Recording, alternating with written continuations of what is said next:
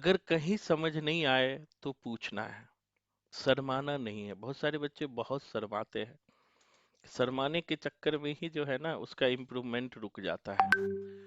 और इसीलिए मैं अपने ऐप पे नहीं पढ़ाता हूँ, क्योंकि ऐप पे सिस्टम नहीं है बात करने का, सिर्फ मैसेज कर सकते हो। तो इसलिए हम गूगल मीट से पढ़ाते हैं कि आप जब मन करे माइक ओपन करके क्लास में आप बात कर सकते हो। तो एक बार फिर से हमने पहला जो टॉपिक शुरू किया था, जो बच्चे नए ज्वाइन किए हो 5 मिनट में उन्हें समझाऊंगा, और पीछे का वीडियो आप देख लीजिएगा। 2 क्लास अभी हुई है, और सबसे टफ टॉपिक मैं आपको बता रहा हूँ। टफ तो है लेकिन इजी समझ आएगा। वहां से 5 क्वेश्चन पूछा जाता है। इस बार भी 5 क्वेश्चन पूछे गए थे, और मैं ये भी बताऊंगा कैसा क्वेश्चन पूछ रहा है। मैंने बना के भी वीडियो डाला है, तो जो बच्चे अभी तक नहीं देखे हो कॉमन पेपर का तो वो देख लेना। इसी साल का क्वेश्चन हमने डाल दिया है। तो जो यूजीसी नेट का कॉमन पेपर है वो अलग होता है। तो जो बच्चे डीएसएसबी की तैयारी कर रहे हो ये मत सोचना दोनों एक ही है। बस एक दो टॉपिक सिर्फ रीजनिंग का मिलता है, और सब कुछ अलग हो जाता है। तो हम लोग जो शुरू किए थे याद रखिएगा, फिर से समझ लीजिएगा, कंप्यूटर। अभी टॉपिक पे आएंगे, और नए बच्चे जो ज्वाइन किए हो उसी के लिए है कंप्यूटर। यहां से जो है 5 क्वेश्चन पूछे जाते हैं हर बार, जो है 5 क्वेश्चन, और इस 5 क्वेश्चन का वैल्यू 10 मार्क्स होता है। इसी तरह हमें 10 यूनिट पढ़ना है, जो 10 यूनिट पढ़ना है पूरा अगले 3 महीने में। तो आखिर देखो, हम अभी कंप्यूटर पे ही पढ़ रहे हैं, क्योंकि आप छोटे कंप्यूटर पे पढ़ रहे हो, कोई मोबाइल से पढ़ रहे होगे, और मैं जो है डिजिटल बोर्ड से पढ़ा रहा हूँ, लैपटॉप से पढ़ा रहा हूँ, और पीछे जो है शानदार कैमरा लगा हुआ है, जिसके कारण एचडी क्वालिटी में मेरी वीडियो आप तक पहुंच रही है।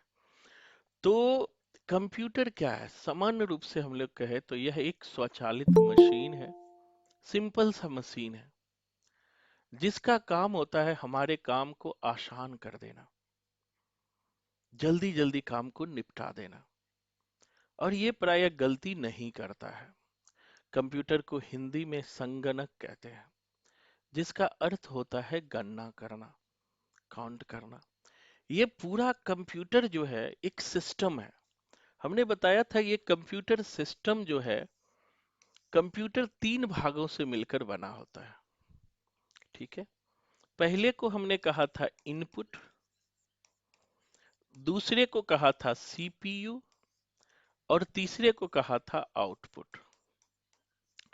देखो, इनपुट क्या होता है, जिसके थ्रू कंप्यूटर में कोई डाटा को हम इन करते हैं, उसे इनपुट डिवाइस कहते हैं। बताया था कल भी। सिंपल समझो, जिसके थ्रू डाटा को इन करते हैं। डाटा को इन किसके थ्रू करते हैं? कीबोर्ड के थ्रू, माउस के थ्रू करते हैं कि नहीं करते हैं जी? कीबोर्ड के थ्रू, माउस के थ्रू, और भी नाम हमने बताया, ट्रैक बॉल के थ्रू, जॉयस्टिक के थ्रू, ओसीआर के थ्रू, एमआईसीआर के थ्रू। तो ये सब इनपुट डिवाइस है। दूसरा हमने बताया था सीपीयू, जिसका पूरा मतलब होता है सेंट्रल प्रोसेसिंग यूनिट। सीपीयू को कहते हैं सेंट्रल प्रोसेसिंग यूनिट।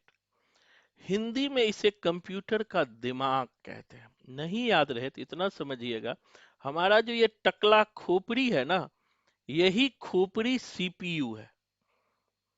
इंसान की जो खोपड़ी कंप्यूटर में जब लग जाती है तो उसे ही सीपीयू कहते हैं। ये तो याद रहेगा।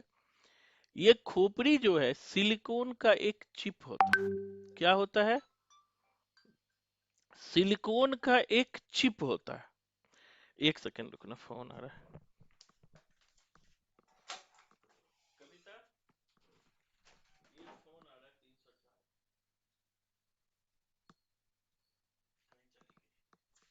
तो जो है ना, ये एक सिलिकॉन का खोपड़ी होता है, चिप होता है, जिसमें हर तरह का डाटा पूरा कंप्यूटर को कंट्रोल करता है, यही सीपीयू।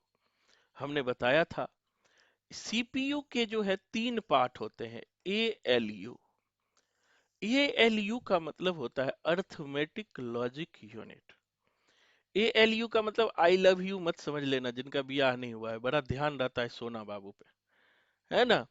तो ALU याद रखना, ये CPU का पार्ट है, अर्थमेटिक लॉजिक यूनिट, जिसका काम होता है प्लस करना, माइनस करना, मल्टीपल करना, भाग करना, ब्रैकेट करना, या लॉजिकल, जिसके थ्रू हम लॉजिक लगाते हैं, अंक गणितीय गणना करते हैं, उसे ही ALU कहते हैं।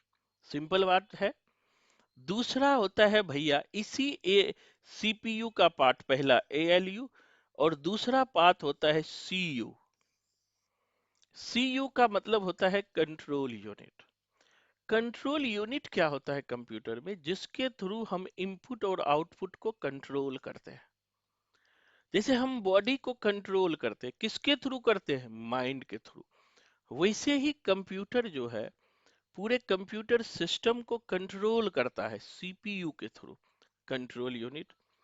और एक तीसरा होता है, एक सेकेंड, हेलो, हाँ हाँ भाभी, हाँ हाँ बोलिए। नहीं मेरे पास तो नंबर नहीं है। हाँ, नहीं नहीं मेरे पास नहीं है। ठीक है।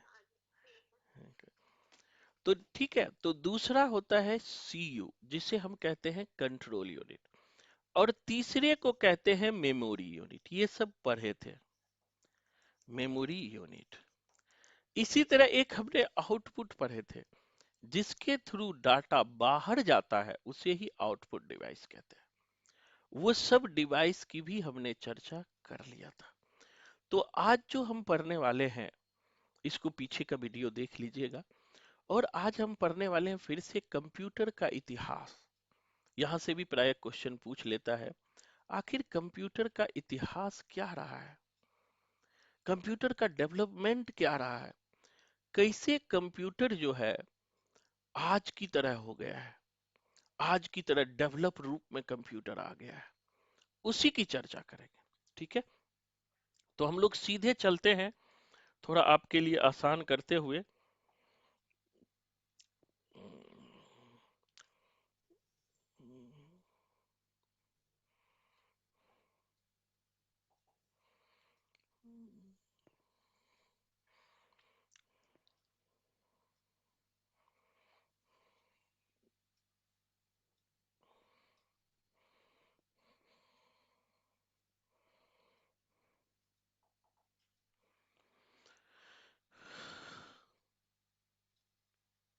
एक बार फिर से समझिएगा कंप्यूटर का डेवलपमेंट कैसे हुआ, फिर आगे बढ़ेंगे। थोड़ा सा लिखने का काम कम हो जाएगा, जहां दिक्कत होगा नोट्स भी मैं भेज दूंगा, कोई दिक्कत नहीं है।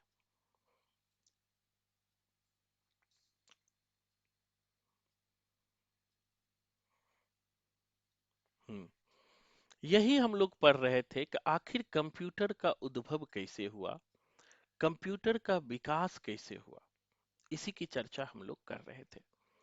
तो जब शुरू शुरू में कंप्यूटर का डेवलपमेंट हुआ, जैसा स्क्रीन पर आप देख रहे हैं, कंप्यूटर एक ऐसा मशीन है जिसके द्वारा हम कोई भी काम कर सकते हैं, आसानी से कर सकते हैं। स्क्रीन पर आप देख रहे हैं, जिससे हमारे काम करने, रहने, खेलने आदि में सहायता करता है। कंप्यूटर हर चीज में हमें सहायता करता है।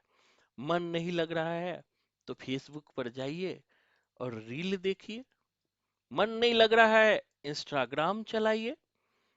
अधिकतर लेडीज दिन भर इंस्टाग्राम में मुंह ऐसे करके फोटो अपलोड करते रहती है और डालते रहती है। वो किसके थ्रू संभव हुआ है, कंप्यूटर के थ्रू। आपका मोबाइल को हम, मोबाइल भी एक कंप्यूटर है। तो इसीलिए हमारे काम को, अगर मोबाइल के, अगर कंप्यूटर के इतिहास को देखोगे, तो कल भी हमने कहा था कि सबसे पहला कंप्यूटर जो आया था, वह आया था अबेकस। याद रखना, सबसे पहला कंप्यूटर जो भैया आया था वह था अबेकस। याद रखना, अबे कस लगा, कोडिंग कर लेना। अबे मिलके कस लगाते हैं, क्या लगाते हैं, मिलके कस लगाते हैं, अबेकस। यह एक यंत्र है जिसका उपयोग अंकिक गणना के लिए किया जाता है। मतलब कि यह पहला वर्ल्ड का एक यंत्र था जिसका काम काउंटिंग के लिए किया जाता था, गणना के लिए किया जाता था।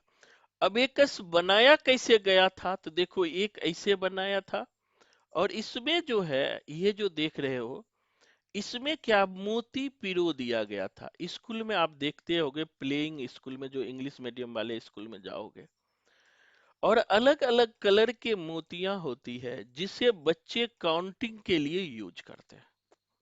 जिसे बच्चे किसके लिए यूज करते हैं भैया? काउंटिंग के लिए यूज करते हैं। तो इसे ही अबेकस कहा गया। और ये पहला कंप्यूटर था जिसका काम काउंटिंग के लिए हुआ था। इसका विकास चाइना में हुआ। याद रहोगे, इसका विकास कहाँ हुआ? चीन में हुआ। तो याद रखिएगा, कंप्यूटर के इतिहास में पहला कंप्यूटर अबेकस आया, जिसका काम काउंटिंग था, गणना करना था, और इसका विकास कल भी हमने बताया था चाइना में हुआ। याद रहेगा।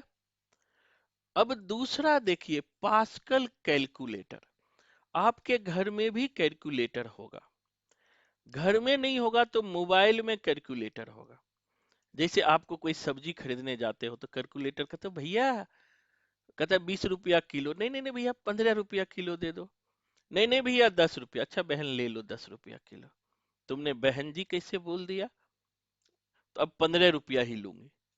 तो 15, 20, 30 जोड़ते हैं किसके थ्रू? कैलकुलेटर के थ्रू। तो ये सब दूसरे पास्कल, इसका आविष्कार किसने किया था? तो एक था फ्रांस के वैज्ञानिक ब्लेज पास्कल ने। तो पास्कल कैलकुलेटर का आविष्कार किसने किया? फ्रांस के वैज्ञानिक थे ब्लेज पास्कल। इन्होंने कैलकुलेटर का आविष्कार किया। अब इसके थ्रू शुरुआत में जोड़ घटा करते थे, यानी जोड़ और घटा लेते थे। इसीलिए इसे एडिंग मशीन भी कहा गया। एडिंग मतलब होता है जोड़ना। नहीं समझ आए तो बोलना। इसे क्या कहते हैं? Adding machine. शुरू में हर बातें ना दिमाग में सेट होना चाहिए। क्योंकि देखो, हम जब बेस बनाते हैं ना, घर का बेस बनता है, तो आपने देखा होगा कि खूब गहरा बेस बनाते हैं, खूब उसमें मतलब कि सरिया डालते हैं। क्यों डालते हैं? इसलिए डालते हैं कि आगे आपके लिए आसान हो। इसीलिए मैं भी 3 बार 4 बार ये चीज बताता हूं आपको, कि आपको याद हो जाए। अब आगे हमने पढ़ा, धीरे धीरे कंप्यूटर का विकास हुआ। हम्म, बनाओ। Thank you. ठीक है।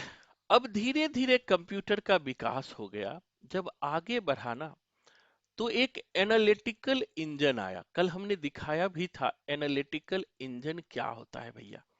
कल जो नहीं कल क्लास लिए हो, थोड़ा 1 सेकेंड देख लेना। आज टेंशन नहीं है, लंबा क्लास होने वाला है। तो एनालिटिकल इंजन आपको दिखाता हूं। एनालिटिकल इंजन, कंप्यूटर का जब शुरुआत में डेवलपमेंट हुआ, स्क्रीन पर देख रहे हैं, ऐसा ही एनालिटिकल और डिफरेंस इंजन आया। एनालिटिकल और डिफरेंस इंजन, इमेज में देखिएगा, ये शुरुआती कंप्यूटर था। और ये कंप्यूटर जो होता था ना, घर के इतना बड़ा होता था। आपका जो घर होगा उतना बड़ा होता था।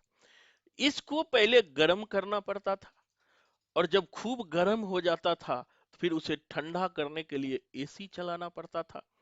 बड़ा कठिन था ये, लेकिन भैया काम तो करता था। इसी इंजन का पहली बार प्रयोग अमेरिका के रक्षा विभाग ने किया था। एनालिटिकल और डिफरेंस इंजन पर हिरोशिमा और नागासाकी पे बम गिरा दिया, टक। है ना। तो ये शुरुआती इंजन था। इमेज दिमाग में रखिएगा, ये एनालिटिकल और डिफरेंस इंजन है।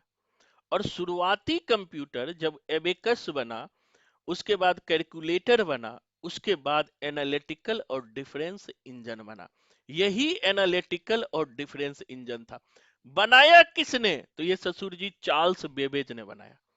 जिनका ब्याह नहीं होगा वो इसको ससुर बना सकते हो, याद करने के लिए। किसने बनाया? चार्ल्स बेबेज ने। और चार्ल्स बेबेज पहली बार एक क्रांतिकारी काम किया। उन्होंने कंप्यूटर के लिए मशीन बना दिया। इसीलिए इसी बाबा को चार्ल्स बेबेज, ये जो थोबड़ा देख रहे हो, इसी चार्ल्स बेबेज को कंप्यूटर का जनक कहते हैं, father of computer. Father of क्या कहते हैं? कंप्यूटर। खोपड़िया में घुस रहा है, नहीं समझ आए तो पूछना, माइक ओपन करके तुरंत। यही जो था पहली बार जो है एनालिटिकल इंजन और डिफरेंस इंजन बनाया। किसने बनाया? चार्ल्स बेबेज भाई साहब ने। इसीलिए चार्ल्स बेबेज को जो है कंप्यूटर का जनक कहा जाता है। अब देखो, कंप्यूटर तो बना दिया, कंप्यूटर बना दिया, क्या कंप्यूटर काम करने लगेगा? कोई बताओ मुझे, बताओ, काम करने लगेगा जी? कोई बताओ, क्लास में हो कोई? नो सर, नहीं करेगा काम। नहीं, नहीं कंप्यूटर तो सर। एक खाली डब्बा होता है, ठीक है, उसके लिए सॉफ्टवेयर की जरूरत होती है। कहते हैं ना, देखने में, एक मेरे पड़ोसी है, एकदम शांत मन से समझ समझ के पड़ो जीव, हमारा एक पड़ोसी है, वो कहता है ना कि देखने में ही ये इतना लंबा हो गया, देखने में ही क्या हो गया, इतना लंबा हो गया, लेकिन दिमाग से पैदल है, इसका सॉफ्टवेयर ढीला है। छत पे कहता है इसका सॉफ्टवेयर ढीला है, मतलब क्या? शरीर तो है लेकिन इसके अंदर सॉफ्टवेयर ही नहीं है। जैसे कोई जवान हो गया, उसको कोई ज्ञान नहीं है, एकदम मंदबुद्धि है, उसके पास कुछ नहीं है, मतलब वो एक सिर्फ एनालिटिकल और डिफरेंस इंजन है। अब उसको चलाने के लिए एक दिमाग चाहिए, एक खोपड़िया चाहिए, चाहिए कि नहीं चाहिए बताओ? अगर खोपड़ी ना हो, वो तो बेकार है, एकदम बेकार है, जीरो बट्टे सन्नाटा है। तो उसी खोपड़िया लाने के लिए, दिमाग लाने के लिए, इसी का एक सोना बाबू थी, समझ लो, इसे याद रहेगा, लेडी अगस्टा। इसी की एक सोना बाबू याद रखिएगा। सोना बाबू समझते हो? कोई बताओ, बताओ, लेडी अगस्टा। कोई बताओ सोना बाबू क्या होता है? नया पुराना बच्चा जानते हो? बताओ। सोना बाबू होता है, समझ लो, नहीं समझे हो तो गूगल सर्च कर लेना। तो अब लेडी अगस्टा थी इसी की सहयोगी, बेबेज की सहयोगी। इन्होंने शरीर बनाया, और इन्होंने जो है, लेडी अगस्ता प्रथम प्रोग्रामर थी। क्या थी? फर्स्ट प्रोग्रामर, याद रखिएगा। प्रोग्रामर क्या होता है? कंप्यूटर को प्रोग्राम करने वाला। इन्होंने पहली बार जो है बाइनरी कोड का यूज किया। कंप्यूटर को चलाने के लिए इन्होंने कोड बनाया, जिसे कोडिंग कहते हैं। बाइनरी कोड को इन्होंने, लेडी अगस्ता ने बनाया, और कंप्यूटर को इन्होंने चला दिया। क्या किया? कंप्यूटर को इन्होंने चला दिया। इसीलिए चार्ल्स बेबेज को कंप्यूटर का जनक कहा जाता है, और लेडी अगस्ता को प्रथम प्रोग्रामर कहा जाता है। आया कुछ खोपड़िया में? अपने बच्चे को पढ़ा भी सकते हो फ्री ऑफ कॉस्ट, है ना? इसे क्या कहा जाता है? प्रथम प्रोग्रामर कहा जाता है। अब हम नोट्स पे चलते हैं। अब देखो, लेडी अगस्ता प्रथम प्रोग्रामर थी और बाइनरी का आविष्कारक थी। जब ये मशीन भी बना लिया, प्रोग्राम भी बना लिया, तो एक पहला कंप्यूटर बना, प्रथम इलेक्ट्रॉनिक कंप्यूटर बना, जिसका नाम था इनियक। फर्स्ट इलेक्ट्रॉनिक कंप्यूटर, पूछे कौन है, तो वो है इनियक। इनियक, इसे बनाने वाला था हार्वर्ड यूनिवर्सिटी के प्रोफेसर एच आई कोन। किसने बनाया था? एच आई कोन ने कंप्यूटर का निर्माण किया। यह मार्क वन की तरह कंप्यूटर था। बाद में जो मार्क वन आया, कंप्यूटर का नाम था, उसी की तरह इनियक था। अब आगे बढ़ते हैं। कहता है 1946 में द्वितीय विश्व युद्ध के दौरान इनियक का निर्माण हुआ। 1946 में इनियक तैयार हुआ। इनियक का मतलब होता है electronic numerical integrated and calculator. क्या होता है? फिर से समझिएगा, electronic numerical integrated and calculator. English word याद रखिएगा, हिंदी मीडियम वाले भी, है ना? Electronic numerical integrated and calculator. का डेवलपमेंट हुआ, इनिएक का, ठीक है। और यह पूर्णतः इलेक्ट्रॉनिक कंप्यूटर था। फिर इनिएक के बाद फिर एक कंप्यूटर आया, यूनिवैक। क्या आया भैया? यूनिवैक। यूनिवैक का मतलब याद रखना, यूनिवर्सल ऑटोमेटिक कंप्यूटर। क्या आया? Universal automatic computer. यह प्रथम कंप्यूटर था जिसका उपयोग व्यापारिक और सामान्य कार्यों के लिए हुआ। किसका? यूनिएक का। समझ आया किस लिए हुआ? व्यापारिक और सामान्य कार्यों के लिए यूनिएक का निर्माण हो गया। तो अभी तक दो पढ़े, यूनिएक और यूनिवैक। 5 बार आईना के सामने बैठ जाना और प्रतिज्ञा कर लेना कि इस बार नौकरी लेके रहना है, रिजल्ट लेके रहना है। तो यूनिएक और यूनिवैक टिप्स पे कर लेना है, चाहे कुछ भी हो। अब धीरे धीरे क्या हुआ कि कंप्यूटर को चलाने के लिए प्रोसेसर की जरूरत होती है। बिना प्रोसेसर का कंप्यूटर चलेगा नहीं। तो धीरे धीरे प्रोसेसर का भी डेवलपमेंट हुआ और पहला माइक्रो प्रोसेसर इंटेल कंपनी के द्वारा पहला माइक्रो कंप्यूटर इंटेल 4004 का निर्माण हुआ, जो एक क्रांति ला दिया। जैसे ही इंटेल, अभी भी इंटेल कंपनी का कंप्यूटर आता है, ध्यान रखिएगा। जैसे ही इंटेल कंप्यूटर ने प्रथम माइक्रो प्रोसेसर बनाया, माइक्रो मतलब होता है छोटा, छोटा कंप्यूटर जिसका नाम था इंटेल 4004 बनाया, इन्होंने क्रांति ला दी। क्योंकि कल तक बड़े बड़े कंप्यूटर बनते थे क्योंकि उसके प्रोसेसर बड़े होते थे, अब छोटा बनना शुरू हो गया, ठीक है। और धीरे धीरे पेंटियम, सेरोरॉन, एएमडी माइक्रो प्रोसेसर के ब्रांड है। बहुत सारे माइक्रो प्रोसेसर आ गए, एक को देख के आते गए आते गए आते गए। फिर एप्पल 2 आया। 1977 में प्रथम व्यावसायिक माइक्रो कंप्यूटर का निर्माण किया, एप्पल 2। एप्पल कंपनी ने जो है 77 में एक माइक्रो प्रोसेसर का निर्माण किया जिसका नाम रखा एप्पल 2। एप्पल कंपनी के मालिक के बारे में भी बताऊंगा।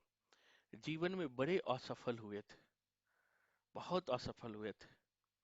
और एक लंबोर्गिनी की भी कहानी कभी बताऊंगा, जिसको लगे ना हम जीवन में कुछ नहीं कर सकते हैं। लंबोर्गिनी को भगा दिया था, लंबोर्गिनी के मालिक को, जगुआर वाले ने, बड़ी कंपनी वाले ने। उन्होंने कहा ऐसा गाड़ी मैं बनाऊंगा कि तुम भी देख के पगला जाओगे। और उन्होंने लंबोर्गिनी बना दिया 5 करोड़ का। तो यही होता है, जुनून होना चाहिए, गुस्सा होना चाहिए शरीर में, कुछ भी कर सकते हो। एप्पल का भी वही हाल है। एप्पल कंपनी का जो मालिक था ना, बहुत संघर्ष किया, बहुत संघर्ष किया। जीवन में कोई भी इसको भटकने नहीं देता था। और ऐसा एप्पल फोन बना दिया कि आज एप्पल फोन खरीदने के लिए हर भारतीय, हर वर्ल्ड तरसते हैं। हर पैसे वाले की पहली पसंद एप्पल फोन होती है कि नहीं होती है, बताओ। हैं? सब चाहते हो कि कमाए तो पहला यस एप्पल, सर, यस। हाँ, कि एप्पल फोन खरीदें। हम भी कितना ना साल, सर, पल्ले नॉर्मल चलेगा। हाँ, हम भी बहुत दिन से सोच रहे एप्पल फोन करें, लेकिन पैसे नहीं है, गरीब आदमी है, क्या करें, है ना। तो वन प्लस में ही काम चलाते हैं। अब देखो धीरे धीरे क्या हुआ, एप्पल भाई साहब आए। अब जो है कंप्यूटर का जनरेशन कैसे डेवलपमेंट हुआ, इसे भी ध्यान रखना। कि जैसे कि यूनिएक और यूनिवैक बन गया, तो कंप्यूटर का जनरेशन आया। जैसे हम लोग कहते हैं जनरेशन क्या होता है, जनरेशन मतलब होता है पीढ़ी। कहते हैं ना, नए जनरेशन के आदमी बड़े खराब है, सुने हो दादाजी से। और कहेगा कि नए जनरेशन का आदमी किसी की बात नहीं मानता है। मैं कहता हूं नए जनरेशन के विद्यार्थी को पेशेंस नहीं होता है। आजकल मैं महसूस करता हूं, जब मैं अपने जनरेशन में था, हमारा जनरेशन था 2002 से लेके 2012-13 तक, जहां पागल की तरह 18-18 घंटे पढ़ते थे और 3-3 सब्जेक्ट में जीआरएफ रख दिए डब्बे में, उसका कोई यूज नहीं है। है ना। जिस फील्ड में जाते थे उसी फील्ड को कबाड़ देते थे। एक कहानी सुनाऊंगा बड़ी मजेदार, फिर बताऊंगा आप में जोश जगाने के लिए। मैं बुद्धिज्म से एमफिल कर रहा था। एक लड़की को 3 साल बुद्धिज्म तैयार करने के बाद नेट हुआ था। तो क्लास में हम बैठे हुए थे, क्योंकि हिस्ट्री डिपार्टमेंट में मेरा एमफिल में एडमिशन नहीं हुआ, तो मैं सोचे काहे टाइम बर्बाद करूं, बुद्धिज्म में एडमिशन ले लूं। तो मैंने ले लिया। और उसके बाद वो लड़की मेरे पास आके कहती है, मैंने बोला मैं भी दे सकता हूँ क्या, क्योंकि हिस्ट्री से भी मैंने एमए किया था। तो उन्होंने कहा हाँ दे सकते हो। तो बोले मेरा नेट हो जाएगा।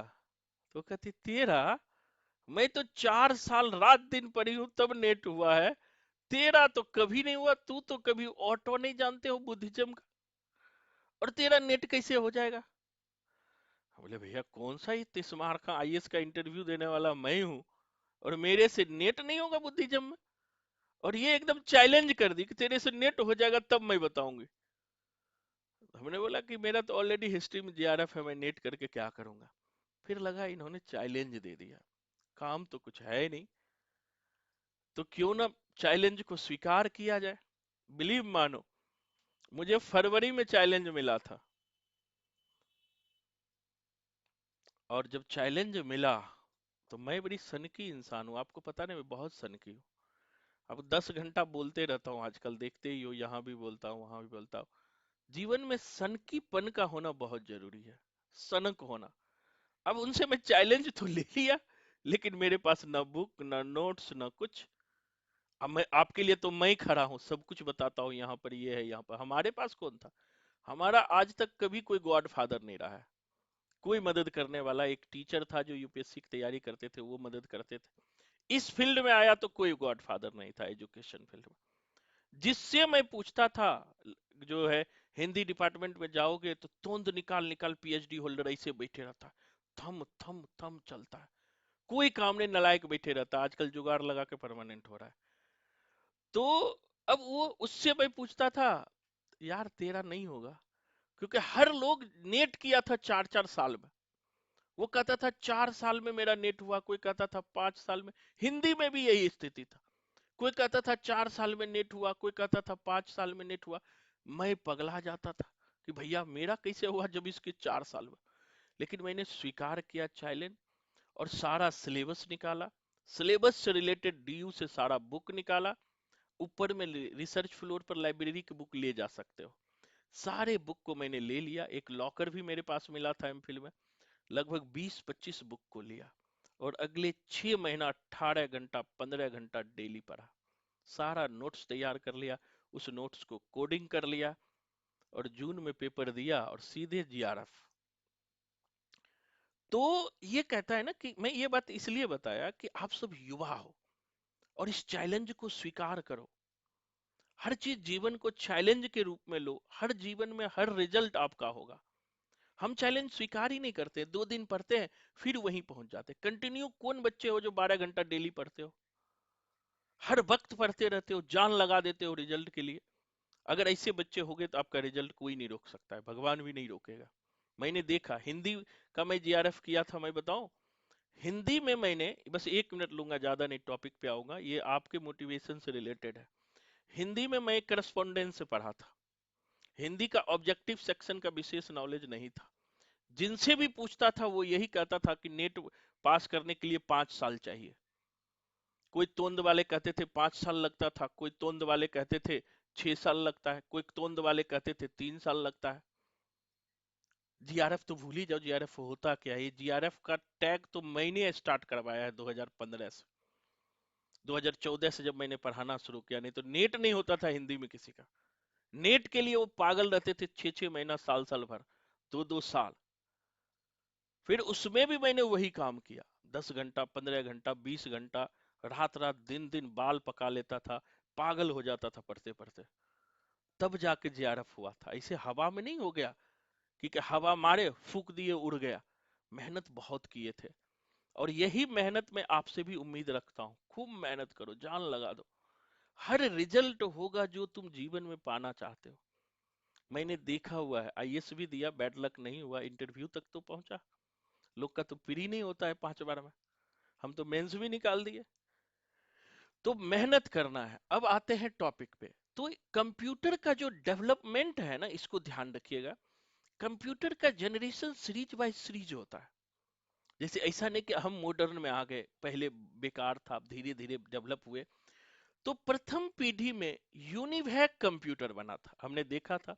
शुरुआत में हमारा एनालिटिक इंजन बना था, और दो कंप्यूटर बना था, यूनिएक और यूनिवैक। तो पहला यूनिवैक बना था, यूनिवर्सल कंप्यूटर बना था। यह पहला व्यावसायिक कंप्यूटर था। इसका प्रयोग फौज और वैज्ञानिक उपयोग के लिए किया गया था। और फर्स्ट कंप्यूटर में वैक्यूम ट्यूब का यूज किया गया था। अब वैक्यूम ट्यूब क्या होता है, इसको समझ लीजिए। थोड़ा मैं स्क्रीन पर दिखा देता हूं, जीवन में नहीं भूलोगे।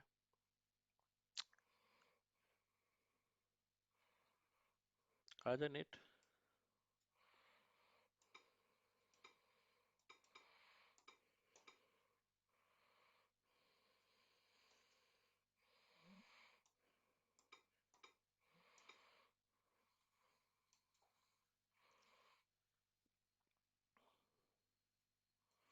अब देखो कि ये बड़े बड़े जो है, ये जो देख रहे हो ना, निर्वात लड़ी एक ऐसी युक्ति है जिसका कार्य विद्युत धारा के प्रवाह पर आधारित होता है। ये एक इलेक्ट्रॉनिक नली होता है जिसका प्रयोग जो है विद्युत धारा के प्रवाह पर यूज किया जाता है।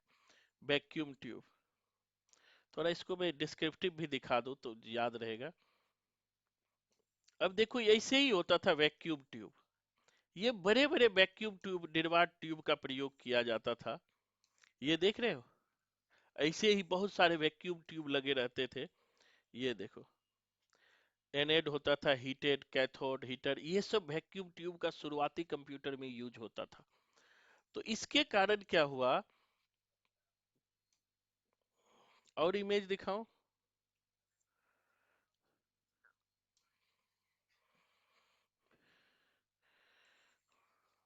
देख रहे हो, ये बड़े बड़े वैक्यूम ट्यूब का यूज किया जाता था। वैक्यूम ट्यूब इन 100 ईयर। अब देख रहे हो, ये सब वैक्यूम ट्यूब का, ये देख रहे हो वैक्यूम ट्यूब का यूज कर रहा है। Vacuum tube valves. अब देखो इतना, अब देखो यहां पर देखो, एक वैक्यूम ट्यूब नहीं यूज होता था। ये देखो इतने वैक्यूम ट्यूब यूज होते थे, पूरा घर इतना बड़ा हो जाता था। जो शुरुआत का कंप्यूटर बनता था ना, ये सारे छोटे छोटे बहुत सारे वैक्यूम ट्यूब लगे हुए हैं, दिखाई पड़ रहा है। ये सब वैक्यूम ट्यूब लगे होते थे। तो अब इसके कारण क्या होता था कि मशीन जल्दी हिट हो जाता था। मशीन क्या होता था, देखो ये सब जो है, ये देखो वैक्यूम ट्यूब, इलेक्ट्रॉनिक कंप्यूटर का जब यूज हुआ तो ये बीच में जो है ना, पहला जो इलेक्ट्रॉनिक कंप्यूटर, अब देखो ये कितना गजमट है, आपको समझ ही नहीं आएगा। पहले इतना देख रहे हो, इनको इसीलिए मैं दिखाने के लिए बता रहा हूं कि आपके दिमाग में इमेज बन जाए, और वो आप भूलो नहीं, क्योंकि जो चीज इमेज बन। सर हम्म। हाँ बोलिए। सर ऐसा लग रहा है जैसे सब सारे वैक्यूम ट्यूब इकट्ठे रखे हुए हो कहीं पे स्टोर करके। हाँ बिल्कुल, बहुत सारे वैक्यूम, ये जो है ना, एक तो वैक्यूम ट्यूब एक दिखाया। जो कंप्यूटर बनता था ना, इसमें हजारों वैक्यूम ट्यूब यूज होता था। इसके कारण इसके, अब क्या होता था, जो फर्स्ट जनरेशन के कंप्यूटर दो हमने बताया, इनियक और इनिवैक। तो ये कंप्यूटर घर के इतना बड़ा होता था, मैंने देखा। और उसमें जो है बहुत सारे वैक्यूम ट्यूब यूज होते थे, देख रहे हो, पूरा लगा हुआ रहता था, कनेक्शन लगा। अब इसे गर्म करने, देखो यहाँ पर हीट हो जाता था, ये देखो हीटिंग दिखाया है कहीं पे, ये देखो। अब ये वैक्यूम ट्यूब क्या होता है, जब कंटिन्यू यूज होता था ना, तो ये गर्म हो जाता था। अब गर्म हो जाता था, जिसे आज भी आप देखते हो, कंप्यूटर पढ़ रहे हैं, मेरी बात को समझना ध्यान से। थोड़ा सा मैं हंसी मजाक से पढ़ाता हूँ, आपके दिमाग में बैठ जाए। तो अभी आपने देखा होगा लैपटॉप पे भी एक फैन रहता है नीचे। क्यों फैन रहता है, कि आपके लैपटॉप को ठंडा रखे। देखोगे नीचे फैन चलते रहता है। इसी तरह से भैया, अब क्या होता था, ये तो बड़े वैक्यूम ट्यूब होते थे, क्या किया जाए। तो वो क्या करते थे कि बड़े बड़े एसी लगाते थे। बड़े बड़े एसी लगाते थे कि उस वैक्यूम ट्यूब को ठंडा कर सके। लेकिन सामान्य लोगों के लिए वैक्यूम ट्यूब संभव नहीं था, कि आप अपने घर में नहीं रख सकते थे।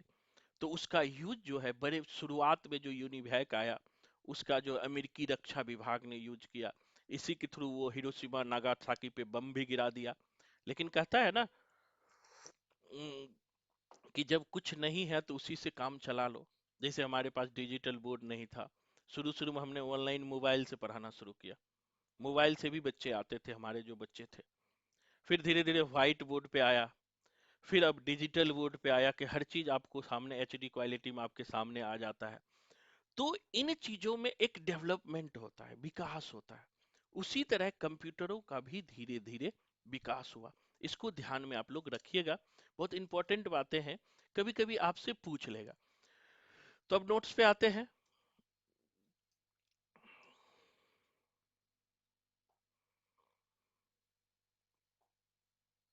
अब देखो कि फर्स्ट जनरेशन में हमने क्या कहा कि यहां पर जो है व्यवसायिक कंप्यूटर निर्वात ट्यूब, इसी को वैक्यूम ट्यूब का प्रयोग किया गया, जिसको हमने दिखाया। और इसमें जीरो वन को बाइनरी लैंग्वेज कहते हैं और मशीनी भाषा का प्रयोग किया गया। इसी का उदाहरण है इनिवैक, यूनिवर्सल कंप्यूटर और मार्क वन। ये क्वेश्चन पूछा भी है कि मतलब फर्स्ट जनरेशन का उदाहरण कौन कौन कंप्यूटर है। इनियक है, यूनिवैक है और मार्क वन। और यह अधिक खर्चीली था, अधिक बड़ा भी था और खर्चीला भी था, तो आम लोगों के पहुंच के बाहर था। अब धीरे धीरे जैसे कंप्यूटर का डेवलपमेंट हुआ 65 55 से लेके 65 तक, तो धीरे धीरे लोग जो है अब वैक्यूम ट्यूब की तरह ट्रांजिस्टर का प्रयोग करने लगा। कल भी हमने दिखाया था शायद ट्रांजिस्टर। अब जो बड़े बड़े वैक्यूम ट्यूब होता था ट्रांजिस्टर का प्रयोग करने लगा। अब आंकड़ों को संग्रहित करने के लिए मैग्नेटिक टेप का यूज करने लगा। फिर तीसरी पीढ़ी में जब आए तो आईसी चिप का प्रयोग होने लगा, जो आज होता है। जो तीसरी पीढ़ी में आए तो आईसी चिप का, जो छोटे छोटे चिप, अब जो है अब वैक्यूम ट्यूब की जरूरत नहीं है, अब ना ही ट्रांजिस्टर की जरूरत है। बस इतनी सी आईसी चिप लगाओ और आपका कंप्यूटर तैयार। आपने देखा होगा आपके घड़ी में ही कंप्यूटर रहता है, मोबाइल रहता है, हेलो सोना बाबू करते हो ना घड़िया में रख के। या इतनी इतनी बड़ी मोबाइल आ गई। अब तो कभी कभी चश्मा में भी आ गया, लोगों का चश्मा में भी कंप्यूटर लगा रहता है। हॉलीवुड का मूवी देखे होगे। तो ये क्यों संभव हुआ है, कोई बताओ क्यों संभव हुआ है? कोई बताओ क्यों संभव हुआ है? इसलिए संभव हुआ है कि हमारा अब छोटा चिप बनने लगा। एक जेएस किल्बी भाई साहब आया, इन्होंने तो कंप्यूटर में क्रांति ही ला दिया कि एक कंप्यूटर बनाने के लिए हजारों वैक्यूम ट्यूब की जरूरत होती थी। उन्होंने कहा कोई जरूरत नहीं है, किल्बी ने आईसी चिप बनाया और उस आईसी चिप का लार्ज स्केल इंटीग्रेशन कर दिया, यानी बड़े लेवल पर कंप्यूटर का उत्पादन करने लगा। और इन्होंने रेम भी बनाने लगा, RAM random access memory, RAM का भी यूज करने लगा। रेम का यूज करते ही कंप्यूटर हवाई जहाज की तरह भागने लगा। रेम क्या करता है, कंप्यूटर को स्पीड कर देता है। हमने कहा रेम एक ऐसी डिवाइस है, रैंडम एक्सेस मेमोरी, जो आपके कंप्यूटर को जो आप चलाते हो उसको तेज गति से आपके सामने ला देता है। आपको याद होगा पहले 512 एमबी का रैम आता था, एक थोबड़ा को भी डाउनलोड होने में 2-2 3-3 मिनट लगता था। आप लोग नहीं देखे हो, मैं पुराने जनरेशन का आदमी हूँ, मैं ही देखा हूँ। और आज तो 2-2 घंटे की मोबाइल मूवी जो है 2 से 3 सेकंड में डाउनलोड हो जाता है। क्यों? ये सब रेम का कमाल है। खरीदने के लिए जाते हो तो कहते हो भैया कितने रेम का मोबाइल है, कहते हो कि नहीं कहते हो? क्यों कहते हो कि इस बार 16 जीबी रेम वाला मोबाइल लूंगी? क्योंकि फिर मुंह में थोबड़ा फोटो खींचने में बड़ा आसान होगा, फटाफट खींच के डाउनलोड करके फेसबुक पर डाल दोगे, है ना? सुबह से शाम तक 50 फोटो डालोगे।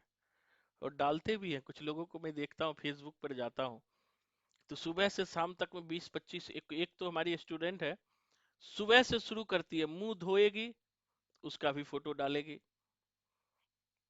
फिर मुंह ऐसे ऐसे धोएगी उसका भी डालेगी। मतलब दिन भर में 100 फोटो, उनको दूसरा काम ही नहीं है। ये सब किसके बदौलत संभव हुआ? रेम के बदौलत। रेम को राम मत पढ़ना, नए वाले बच्चे पढ़ दोगे राम, राम राम करना है ना? राम ही लिखा हुआ है ना, RAM, राम ही लिखते हो। नहीं, कंप्यूटर की भाषा में इसे रेम पढ़ते हैं, ध्यान रखिएगा। अब आगे बढ़ते हैं। अब धीरे धीरे फोर्थ जनरेशन आया, तो ये जो आईसी चिप था फोर्थ जनरेशन में, जो हम आईसी चिप की बात किए, आईसी चिप का भी जो है विस्तार हुआ, अब बड़े लेवल पर बढ़ने लगा। अब LSI की जगह VSLI बना, वेरी लार्ज इंटीग्रेशन। वेरी से फिल होगा अल्ट्रा लार्ज। जैसे अब कैसे याद करोगे वेरी लार्ज और अल्ट्रा लार्ज? आपने देखा होगा दुकान में गए होगे, कपड़ा खरीदने के लिए सब गए होगे मॉल में, पक्का गए हो, अब गांव में भी मॉल खुल गया है, गए होगे। तो एक तो कहते हैं भैया लार्ज शर्ट दे दो, मुझे लार्ज होता है, मैं जो पहनता हूँ ना थोड़ा मैं भी मोटा हूँ, तो मेरे को लार्ज होता है, तो लार्ज स्केल इंटीग्रेशन। एक होता है वेरी लार्ज, थोड़ा और लार्ज दे दो। और एक अंटी टाइप आती है अल्ट्रा लार्ज, एकदम थुम थुम थुम। घटोत्कच को देखे होगे, एकदम जो मोटा होता है, एकदम पूरा इतना मोटा, जो धरती हिलता है, तो वो कैसे कपड़ा पहनता है, अल्ट्रा लार्ज। तो यहां पर जो है धीरे धीरे कंप्यूटर देखो कैसे विकास हुआ। जब आईसी चिप बना, तो इस आईसी चिप का उत्पादन पहले एलएसआई मात्रा में हुआ, लार्ज स्केल इंटीग्रेशन। फिर क्या आया, V very V L S I, very large, very large scale integration. फिर तीसरा, क्रम याद रखना, कभी कभी क्रम भी पूछ लेता है। फिर क्या आया, ultra large scale integration, ULSI. You मतलब अल्ट्रा लार्ज, जो बहुत लार्ज होता है। मतलब अब तो धीरे धीरे इतना अल्ट्रा लार्ज हो गया कि आपका मोबाइल में ही कंप्यूटर समा गया। तो ये कंप्यूटर का डेवलपमेंट है, इसको आप लोग ध्यान में रखिएगा। पांचवी पीढ़ी में इसका और डेवलपमेंट हुआ, सीडी आ गया। पांचवी पीढ़ी में याद रखना कि भाई एसएलआई का ही डेवलपमेंट हुआ। फिर अब इसमें कंपैक्ट डिस्क आ गया। धीरे धीरे इंटरनेट का आविष्कार हुआ, डब्लू डब्लू डब्लू का आविष्कार हुआ, वर्ल्ड वाइड वेब। कभी कभी डब्लू डब्लू डब्लू का मतलब पूछ लेता है, 10 ईयर में पूछ देखना।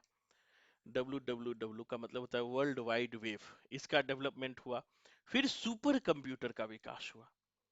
वर्ल्ड का सबसे पहला सुपर कंप्यूटर 76 में क्राई वन बना था। कैसे कोडिंग से याद करोगे, पहला विश्व का पहला सुपर कंप्यूटर याद रखना क्राई वन था। क्राई मतलब होता है क्या, रोना, कहते हैं ना क्राई क्राई क्राई। वैसे भी जो सुपर व्यक्ति होता है ना वो ज्यादा चिल्लाता है, ज्यादा क्राई करता है, तो इसे कोड से याद कर लेना कि जो सुपर व्यक्ति होता है वो ज्यादा चिल्लाता है, क्राई करता है। काम करने के लिए जाओ, प्राइवेट कंपनी में काम करने के लिए जाओ, जान निकाल देंगे, तब कहोगे कि बढ़िया था, पढ़ाई ही करता था, है ना। नहीं तो गेस्ट और एडहॉक डीयू में पढ़ाओ, तो वहां तो प्रोफेसर परमानेंट तुमको दास बना देंगे। दास समझते हो क्या होता है, दास। वो कहेगा सूरज पश्चिम में उगता है, तो आप कहोगे जी सर। गुलाम सर। वो कहेगा पश्चिम में उगता है, तो कहोगे जी सर। वो कहेगा नाक के नीचे जीभ है, जीभ के नीचे नाक है, तो कहोगे जी सर। यानी अपने मन से कुछ नहीं बोलते हो। अब जब तक सर बैठे रहेंगे आप दास की तरह ऐसे खड़े रहोगे। पानी लेके आओ, भाग के। थोड़ा जूता आज साफ कर देना, फट से करोगे। हमारे बच्चे के लिए दाल ला देना, फट से जाओगे भागे दाल लेने के लिए। सब्जी ला देना, सब्जी के लिए भागोगे। तो वो दास बना देता है। तो इसीलिए पढ़ाई कर लो, पढ़ाई करके नौकरी ले लो। तो क्राई पहला सुपर कंप्यूटर था, याद रहोगे। क्राई क्या था, पहला। और भारत का पहला सुपर कंप्यूटर था परम। वैसे में लोग भारत के परमवीर होते हैं। भारत के लोग क्या होते हैं, परमवीर होते हैं, दिमाग से बड़ी तेज होते हैं। तो परम कंप्यूटर क्या है, भारत का पहला सुपर कंप्यूटर। क्या याद रखोगे, परम परम, याद रखोगे। कल पूछूंगा, आगे बढ़ते हैं। एक टॉपिक और आज पढ़ना है, ये सब तो मैं पहले पहले भी बताया, दूसरी आज भी रिवीजन करा दिया। आज मेमोरी पढ़ा रहा था आपको, चलते हैं मेमोरी निकालते हैं। अब देखो कि हम लोग आज जो है पढ़े थे, सीपीयू के 3 पार्ट होते हैं, एएलयू, कंट्रोल यूनिट और मेमोरी यूनिट। आज हम मेमोरी यूनिट पढ़ना है, ठीक है भैया रे। मेमोरी यूनिट क्या होता है समझिएगा, यहाँ ऊपर ध्यान में ऊपर छूट गया था, एक बार और फिर से समझिएगा। मेमोरी क्या होता है, मेमोरी होता है जो आपको याद रहता है, उसे मेमोरी कहते हैं। किसी बच्चे को बहुत 10 साल पहले देखे हो, 20 साल पहले देखे हो, तो उसे देखते ही थोड़ा थोड़ा पहचान लेते हो। क्यों पहचान लेते हो, किसके कारण पहचान लेते हो, कोई बताओ। सबको पता है मुझे, कारण। मेमोरी के कारण, है ना। थोड़ा मुस्कुरा दूं? अगर पहला क्रश हो तब, स्कूल वाला, तब तो जीवन में नहीं भूलते हो। 30 साल के भी हो जाते हो, 40 साल के, गूगल पे उसका नाम जरूर एक बार खोजते होगे, फेसबुक पे किधर है ना? किधर है, कितने बच्चे हैं, कहाँ घूम रहे हैं, है ना? तो ये सब कैसे याद रह जाता है? तो ये याद रहता है मेमोरी के कारण। इसी तरह जैसे हमारे दिमाग में मेमोरी है ना, जो हर वस्तु को याद रखता है, उसी तरह याद रखना कंप्यूटर में भी मेमोरी होता है। और मेमोरी दो प्रकार के होता है, हमारा मेमोरी भी दो प्रकार के होता है। एक तो इंटरनल मेमोरी है, हमारा तो एक ही मेमोरी है, इंटरनल। और बाहर में जो किताब में पढ़ा हुआ है वो एक्सटर्नल है। उसको इंटरनल में डालने के लिए दिमाग खराब हो जाता है, उसी को एक्सटर्नल को इंटरनल में डालने के लिए रात दिन ऐसे ऐसे पढ़ते हो, और मेरा जो है बकवास सुनते रहते हो 2-2 3-3 घंटे तक, मुझे झेलते हो। एक बच्चे कहते थे, सर गुरु जी आपको जो झेल लिया ना, वो जीवन में कुछ ना कुछ कर ही जाएगा, है ना? तो मुझे भी बच्चे झेलते रहते हैं। एक बच्चे बोल रहे थे कि सर आप जो है ना पढ़ाते कम हो, ज्यादा बीच बीच में बातें करते रहता हो। तो मैंने उनको बताया, देखो, एक ही चीज कंटिन्यू पढ़ते रहोगे ना तो बोर हो जाते हो। फिल्म देखते रहते हो तो बीच बीच में क्या खाते हो बताओ? कितना भी बढ़िया फिल्म हो, बीच बीच में क्या खाते हो बताओ? पॉपकॉर्न खाते रहते पॉपकॉर्न हो, सर। खाते रहते हो। क्यों खाते रहते हो? मत खाओ, बोर ना हो। बोर ना हो। पढ़ाई भी यही है, क्योंकि हम पढ़ते पढ़ते थक जाते हैं, तो इधर उधर की जो बातें होती है ना, हमें समेट के रखती है, हमें इंजॉय देती है, तब हमारा हर काम आसानी से होता है। नहीं तो ऐसे सोचोगे कंटिन्यू पढ़ते जाए तो 10 दिन में ही सिलेबस खत्म कर देंगे, और फिर कुछ घुसेगा ही दिमाग में नहीं, सब उड़ जाएगा। तो रुक रुक के, कहता है ना, गांधी ने कहा संघर्ष विनाम संघर्ष। थोड़ा पढ़ाई करो, फिर थोड़ा देर रुक जाओ, फिर मेहनत करो। तो अब देखो मेमोरी पढ़ने वाले हैं। देखो, मेमोरी कंप्यूटर का एक बुनियादी घटक है। यह कंप्यूटर का आंतरिक भंडारण क्षेत्र है, जहां डाटा संग्रहित रहता है, वही क्षेत्र है। सीपीयू को प्रोसेस करने के लिए इनपुट डाटा एवं निर्देश चाहिए, वह मेमोरी में संग्रहित रहता है। अब कहता है कि जो हमारा सीपीयू है, कंप्यूटर का जो ब्रेन है ना, उसके लिए इनपुट, जब कंप्यूटर काम करता है तो उसके लिए इनपुट डाटा चाहिए और आउटपुट डाटा चाहिए और निर्देश भी चाहिए। कंप्यूटर तब तक काम नहीं करेगा जब तक आपको उसको निर्देश ना दो। निर्देश डालते हो ना इनपुट करके, तो उन सबको काम करने के लिए मेमोरी की जरूरत होती है। यही मेमोरी है। कहता है कि सारे डाटा और निर्देश कंप्यूटर में बाइनरी कोड में रहते हैं। कंप्यूटर में जो डाटा रहता है ना, एक कोड में रहता है, उसे बाइनरी कोड कहते हैं। और ये बाइनरी कोड 0 1 पे काम करता है, 0 1 पे काम करता है। ऑन सर्किट के ऑन की स्थिति देखो, जो कंप्यूटर में जो डाटा रहता है ना, ये याद रखना बाइनरी कोड में रहता है। और बाइनरी कोड जो है 0 1 पे काम करता है। यहाँ बाइनरी कोड जो है, याद रखना, पूछता है ये क्वेश्चन, कंप्यूटर में डाटा किस में रहता है? तो बाइनरी कोड में रहता है। यहाँ 0 का मतलब होता है ऑफ, और 1 का मतलब होता है ऑन, ऑन ऑफ। ठीक है, तो कंप्यूटर में जो डाटा रहता है, याद रखना, बाइनरी कोड में रहता है। प्रत्येक लोकेशन में निश्चित बिट स्टोर की जाती है, जिसे वर्ड लेंथ कहते हैं। ये वर्ड लेंथ 8 16 32 34 बिट की हो सकती है। बिट बाइनरी डिजिट की सबसे छोटी इकाई है। बाइट डेटा की एक इकाई है, जो कि इब्सिडिक कोड तथा आस्की कोड पे काम करता है। नहीं समझोगे?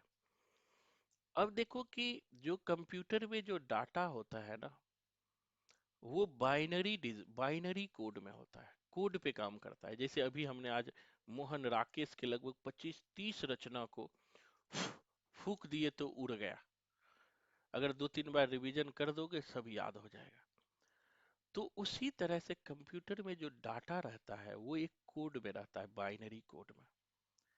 और जिसमें डाटा स्टोर की जाती है उसे ही वर्ड लेंथ कहा जाता है।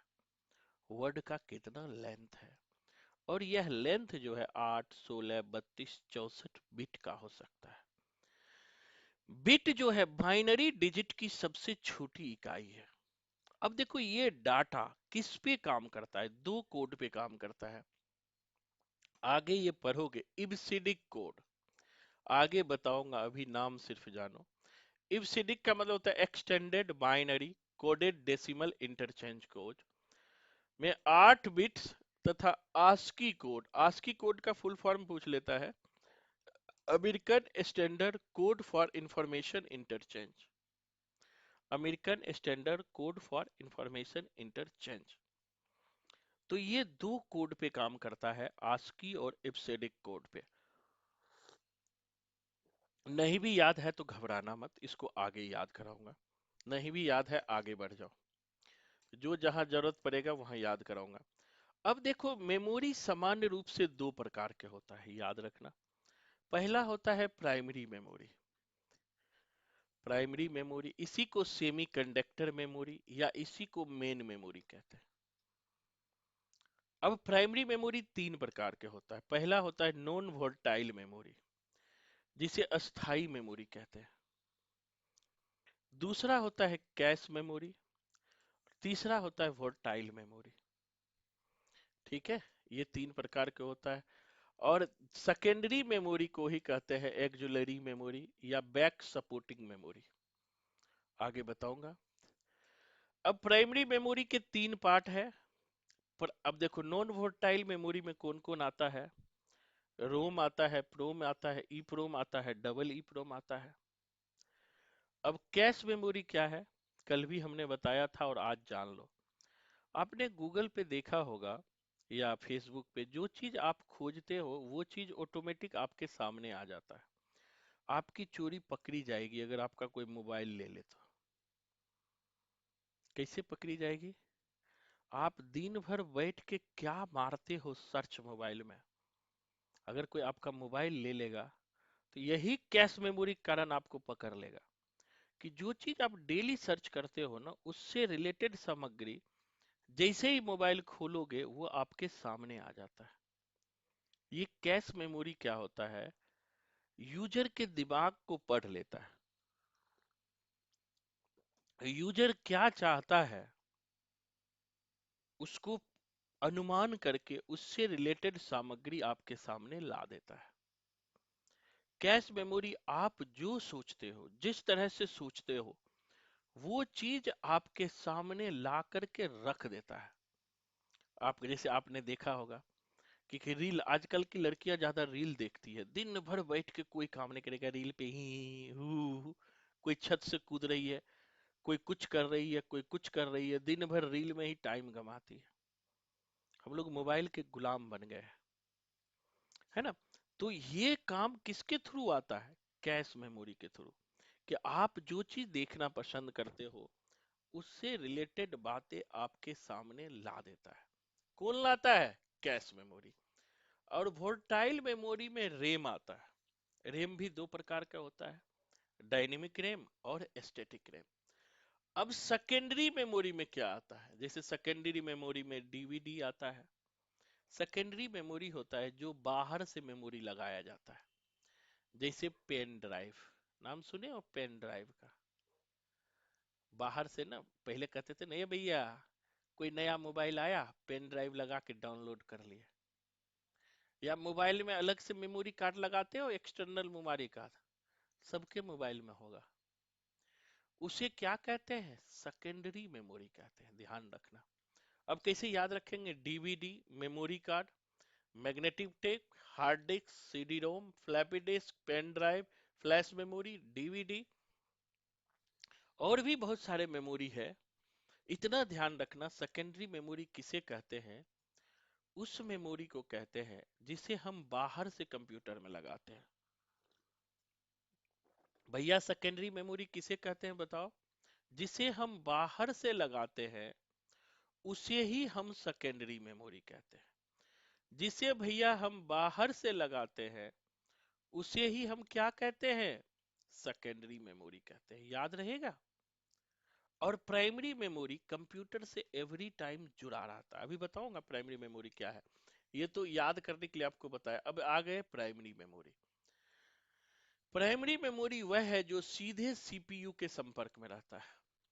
जो प्राइमरी मेमोरी कंप्यूटर में रहता है ना, वो सीधे सीपीयू के संपर्क में रहता है और हर समय कंप्यूटर से जुड़ा रहता है। मेरी बात समझ रहे हो? प्राइमरी मेमोरी जो है एवरी टाइम सीपीयू से जुड़ा रहता है और क्या करता है, इसे ही प्राथमिक मेमोरी कहते हैं। सीपीयू मतलब क्या? कंप्यूटर के ब्रेन से प्राइमरी मेमोरी एवरी टाइम जुड़ा हुआ रहता है। अब प्राइमरी मेमोरी अगर ब्रेन में नहीं होगा तो ब्रेन काम ही नहीं करेगा। अब बताओ, आपके दिमाग का सारा मेमोरी डिलीट हो जाए तो आपके सामने आपके पति ही भी खड़ा हो तो आप उसे नहीं पहचानोगे, कहोगे अबे कौन है तू रे, चल निकल हमारे घर से। या कोई भी खड़ा होगा तो नहीं रहेगा। तो हमारा ब्रेन किसके आधार पे काम करता है? हमारा ब्रेन किससे जुड़ा रहता है? मेमोरी से जुड़ा रहता है। उसी तरह सीपीयू जो है कंप्यूटर का ब्रेन है, और ये ब्रेन किससे जुड़ा रहता है? कंप्यूटर से जुड़ा रहता है। जब तक नहीं होगा तो कंप्यूटर काम नहीं करेगा। कहता है प्राइमरी मेमोरी अनेक छोटे छोटे भागों में बटे होते हैं, जिसे लोकेशन या स्लॉट कहते हैं। जो प्राइमरी मेमोरी होता है ना, वो बहुत सारे पार्ट में बटे होते हैं। जैसे हमारा भी दिमाग का मेमोरी अलग अलग पार्ट में बटा हुआ है कि नहीं है? बताओ। आज के बाद जीवन थोड़ा मुस्कुराओ, हंसी वाली बात बताता हूँ। जैसे हमने कहा पहला क्रश, पहला क्रश के प्रति सॉफ्ट कॉर्नर है हमारे मेमोरी में, क्या है? सॉफ्ट कॉर्नर है। दूसरा है अपना मम्मी पापा, उसके प्रति भी हमारी यादें हैं, दूसरी प्रकार की मेमोरी है। तीसरी प्रकार की मेमोरी आपके दुश्मनों की है। वो दुश्मनों को भी आप याद रखे हुए हो, बड़े बदमाश था, बड़ा बदमाश लड़का था वो, बड़े चंठ लड़का था। चौथी प्रकार की भी मेमोरी है, जो आसपास वस्तुओं घटनाओं को देखते हो तो आपको पुरानी चीजें याद आ जाती है। एक मेमोरी कोरोना की भी मेमोरी है, कि भैया कोरोना में कितने लोगों ने जान गंवाया, कितना लोग परेशान हुआ, उसकी जिंदगी कितनी खराब हो गई। तो ये मेमोरी भी है। एक सेकंड रुकना। हेलो। नमस्ते नमस्ते। बोलिए। नहीं, आज क्लास नहीं होगी। आज जो है भारत बंद है, तो आज सारा ऑनलाइन क्लास था। ठीक है। हाँ हाँ, घर पर ही है। ठीक है, ओके। मैसेज कर। तो जो है अब देखो क्या है कि ये मेमोरी का प्रकार है, आप ध्यान रखिएगा, बहुत इंपॉर्टेंट है। उसी तरह से कंप्यूटर के भी बहुत सारे मेमोरी के पार्ट होते हैं। जैसे हमारी मेमोरी के बहुत सारे पार्ट है, अभी हमने बताया अलग अलग लोगों की अलग अलग मेमोरी है ना? गुस्सा भी आप सबसे नहीं दिखाते हो, पर जैसे कि देवरानी जेठानी की मेमोरी अलग है, ननद की मेमोरी अलग है। कोई भी जो है भाभी नहीं चाहती है ननद आए, है ना? आती है तो नई नई साड़ी लेके भाग जाती है, उनकी मेमोरी अलग है। जेठानी की मेमोरी अलग है। सास की मेमोरी अलग है, कि जब देखो सास जो है लड़ते रहती है, सास बहू में कभी नहीं बनता है। सास जो है डिक्टेटर की तरह बहू को एकदम एकदम टाइट की हुई रहती है, हिलने नहीं देती है। तो उनका मेमोरी अलग है। उसी तरह से ध्यान रखना, जोर जोर के पढ़ोगे फिर जीवन में नहीं भूलोगे। उसी तरह से जो प्राइमरी मेमोरी होते हैं, वो अनेक छोटे छोटे भागों में बटे होते हैं, जिन्हें लोकेशन या सेल कहते हैं। अब याद रहेगा, लोकेशन या सेल कहते हैं। प्रत्येक लोकेशन में एक निश्चित बिट होता है, जिसे वर्ड लेंथ कहते हैं, स्टोर की जाती है। यह 8, 16, 32, 64 बिट का हो सकता है। अब हर अब देखो इसको समझो, हर मेमोरी एक निश्चित स्पेस को काउंट करती है, वो बिट होता है। जैसे हमने कहा प्राइमरी मेमोरी, जैसे हमारी मेमोरी है, हम किसी को हर तरह की बातों को मेमोरी में पार्ट में अलग अलग बांट करके याद किए हुए हैं। लेकिन जो याद किए हैं वो हमारा, चूंकि मेमोरी अनलिमिटेड है, लेकिन कंप्यूटर की मेमोरी निश्चित होती है। तो हर प्रकार के मेमोरी का जो है, जो सेल होता है, वो निश्चित बिट को धारण करता है। मतलब निश्चित स्पेस को धारण करता है। हमारी मेमोरी जो याद की है वो भी तो हमारा स्पेस लिए हुए है, लिए है कि नहीं लिए है? तो वो स्पेस को धारण करता है। उसी को लोकेशन या वर्ड लेंथ कहते हैं। वर्ड लेंथ क्या होता है कि वर्ड लेंथ का मतलब होता है कंप्यूटर में जो डाटा है वो किसी लेंथ के तहत है, वो एक स्पेस को घेर रहा है, उसे ही हम वर्ड लेंथ कहते हैं। कहता है कि लोकेशन में डेटा संग्रहित करने को लिखना और उसे प्राप्त करने को पढ़ना कहते हैं। अब लोकेशन में जो डाटा रहता है उसे क्या कहते हैं? लिखना। जब डालते हैं तो लिखना कहते हैं, जब उस डाटा को पढ़ते हैं तो उसे पढ़ना कहते हैं, है ना?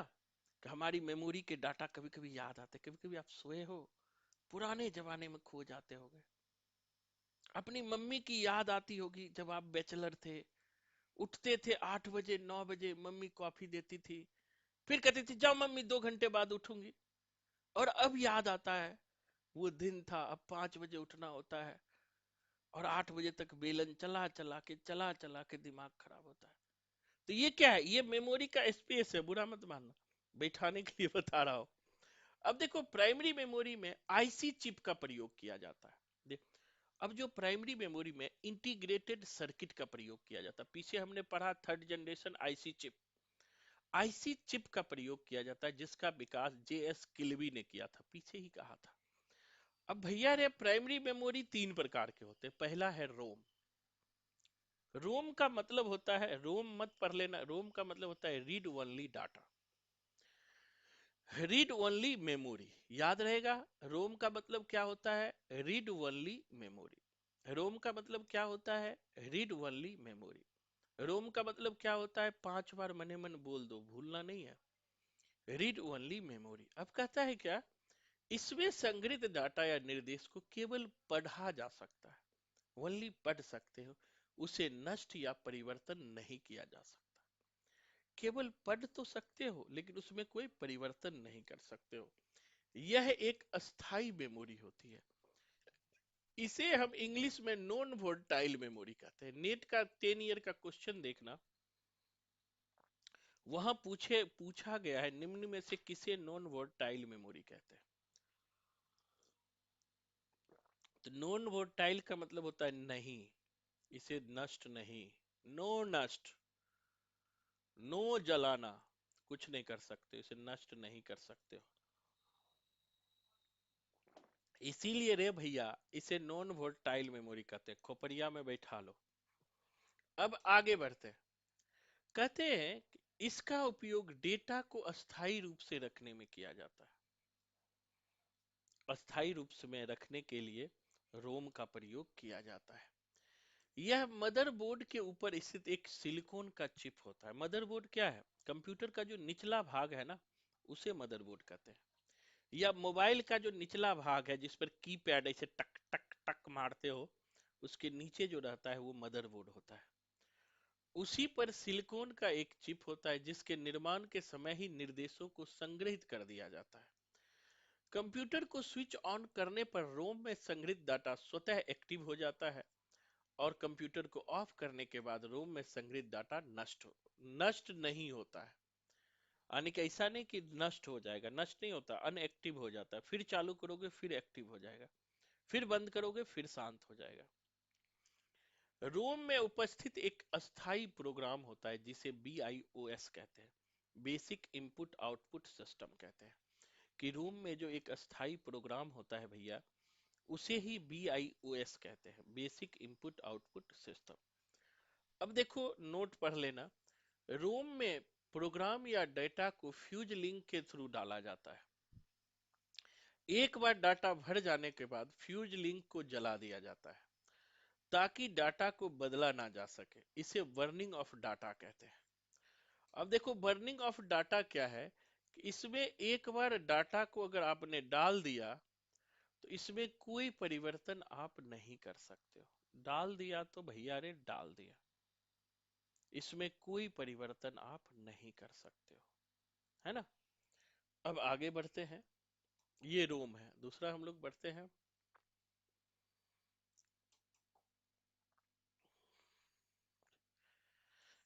अच्छा, मेमोरी की माप आ गया ना।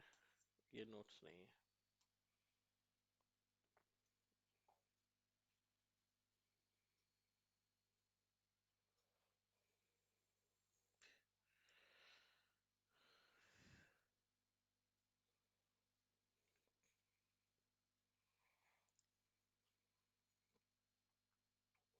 किधर चला गया?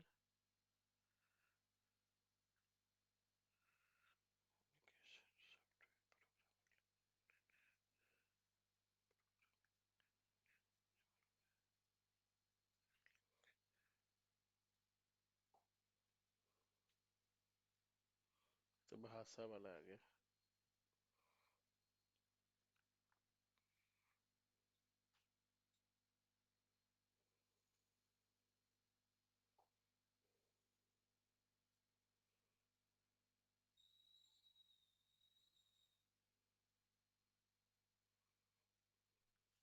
ये भी नहीं है।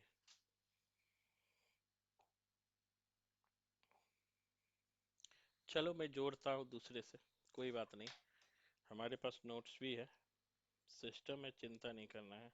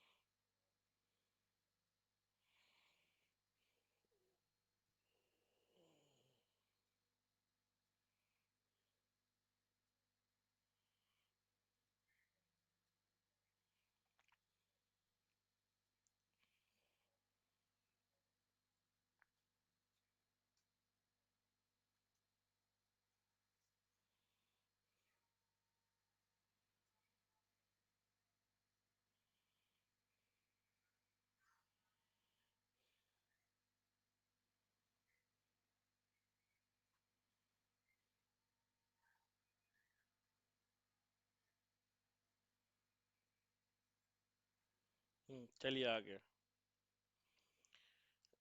आ गया सामने, आ गया सबको। आ गया सर, आ गया।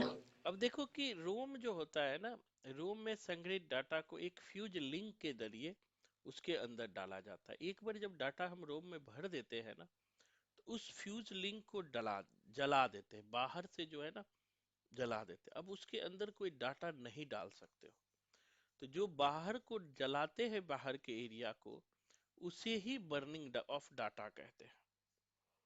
नेक्स्ट, पहला रोम पढ़ लिए, दूसरा हमने बताया था प्रोम है, primary memory. Non volatile memory में दूसरा है प्रोम। प्रोम का मतलब होता है programmable read only memory. Program का मतलब क्या होता है? Programmable read only memory. यह भी एक अस्थाई मेमोरी है। यूजर के द्वारा एक बार प्रोग्राम या निर्देश को बर्न कर देने के बाद, यानी बाह्य एरिया को जला देने के बाद, उसमें कोई भी परिवर्तन हम नहीं कर सकते हैं। प्रोम में भी परिवर्तन नहीं कर सकता है। जैसे रोम होता है रीड ओनली, ये प्रोग्राम्ड होता है। ठीक है, ये क्या होता है? प्रोग्राम्ड होता है। ये क्या होता है? प्रोग्राम्ड होता है, इसीलिए प्रोग्रामेबल कहते हैं। इसे क्या कहते हैं? प्रोग्रामेबल कहते हैं। Programmable read only memory. Next है ई प्रोम। ई प्रोम क्या होता है? देखो, इरिजेबल।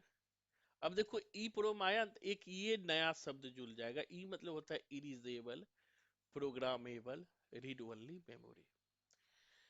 यह भी प्रोम की तरह अस्थाई मेमोरी है, किंतु बर्निंग की प्रक्रिया परावैज्ञानिक किरणों की सहायता से इसमें दोहराई जा सकती है, इसीलिए इसे परावैज्ञानिक ईप्रोम कहते हैं। जब ईप्रोम है ना, तो इरिजेबल है, मतलब कि इसमें जो है बर्निंग की प्रक्रिया को दोहरा सकते हैं अल्ट्रावायलेट रेज की सहायता से। तो ईप्रोम में क्या है कि प्रोम में तो नहीं दोहरा सकते हैं, लेकिन अल्ट्रावायलेट रेज की सहायता से, परावैज्ञानिक किरणों की सहायता से ई प्रोम में जो है हम दो बर्निंग की प्रक्रिया को दोहरा सकते हैं। इसीलिए ई प्रोम को परावैज्ञानिक जो अल्ट्रावायलेट प्रोम भी कहते हैं। इसी तरह डबल ई प्रोम, याद रखना, डबल ई मतलब होता है electrical, electrically erasable programmable read only memory. तो मतलब इसमें बर्निंग की प्रक्रिया को जो है विद्युत पल, इलेक्ट्रिक है ना, तो याद रखना इलेक्ट्रिक है, तो विद्युत पल्स की सहायता से, ई प्रोम को प्रावेगनीकरण की सहायता से, और डबल ई प्रोम को इलेक्ट्रिक पल्स यानी विद्युत पल्स की सहायता से इसे हम दोहरा सकते हैं। इसे हम क्या कह सकते हैं, दोहरा सकते हैं। तो चारों समझ गए, रोम, प्रोम, ई प्रोम और डबल ई प्रोम। ई प्रोम को प्रावेगनीकरण की सहायता से, डबल ई प्रोम को विद्युत पल्स की सहायता से। इतना ही आपको याद रखना है। तीसरा है कैश मेमोरी। कैश मेमोरी क्या होता है हमने बताया है, यह मुख्य मेमोरी यानी मेन मेमोरी और सीपीयू के बीच में होता है। इसका उपयोग बार बार उपयोग में आने वाले डाटा या निर्देश के लिए होता है, कैश मेमोरी। वैसे हमने समझ दिया, यानी कि कैश मेमोरी जो होता है मेन मेमोरी और सीपीयू के बीच में होता है। कैश मेमोरी जो है मेन मेमोरी और सीपीयू के बीच में क्या होता है, कैश मेमोरी होता है, मेन मेमोरी और सीपीयू के बीच में। नेक्स्ट है रेम। हमने कहा तीसरा, पहला है non volatile memory, cache memory, और तीसरा जो है वोलेटाइल मेमोरी है रेम। तो रेम का मतलब होता है रैंडम एक्सेस मेमोरी। कंप्यूटर में सबसे ज्यादा उपयोग होने वाली यह मेमोरी है। रेम जो है कंप्यूटर में सबसे ज्यादा उपयोग होता है। यह एक वोलेटाइल मेमोरी है, मतलब अस्थाई मेमोरी है। यह क्या है, वोलेटाइल मेमोरी है, मतलब अस्थाई मेमोरी है। अगर विद्युत सप्लाई बंद हो जाता है तो इसमें संग्रहित डाटा नष्ट हो जाता है। इसमें कहीं से भी डाटा को पढ़ा जा सकता है, उसके लिए क्रमबद्ध पढ़ना आवश्यक नहीं है। इसमें डाटा को पढ़ना और लिखना तीव्र गति से होता है। रैम एक स्पेस है जहां डाटा लोड होता है और काम करता है। तो देखो क्या है ना, कि रैम में संग्रहित डाटा अगर विद्युत सप्लाई बंद हो जाए तो नष्ट हो जाता है, लेकिन रोम में नष्ट नहीं होता है। जैसे आपने देखा होगा, कुछ पूछ रहे हो संतोष, पूछो, कुछ पूछ रहे हो संतोष शर्मा, नीरू? सर वो गलती से हो गया। कोई बात नहीं, पूछने चाहते हो तो पूछ सकते हो, कोई बिंदास पूछना है। बिंदास समझते हो ना, हम भी बिंदास रहते हैं, बिंदास पूछा करो नहीं समझ आए तो। अब क्या होता है कि जैसे आपने देखा होगा, कभी मोबाइल पे कोई फिल्म देख रहे हो, यूट्यूब पर देखे हो, सब देखे होगे, या स्नैपचैट देख रहे हो, या रील देख रहे हो, रील सबसे ज्यादा देखते हैं। एक बार ट्राई करना, रील देखते देखते मोबाइल का डाटा खत्म हो गया, मोबाइल ऑफ हो गया, बैटरी खत्म हो गया, तो क्या मोबाइल ऑन होते ही वही चीज सामने आता है? कोई बताओ, वही चीज आता है? नहीं सर। नहीं आता है। क्यों नहीं आता है? क्योंकि जो आप सोना बाबू का रील देख रहे थे, या जो रील आप देख रहे थे, वो रील रैम पे काम कर रहा था। आपको पता है कि रैम में संग्रहित डाटा नष्ट हो जाता है, पुनः वहां पर आपको जाना पड़ेगा।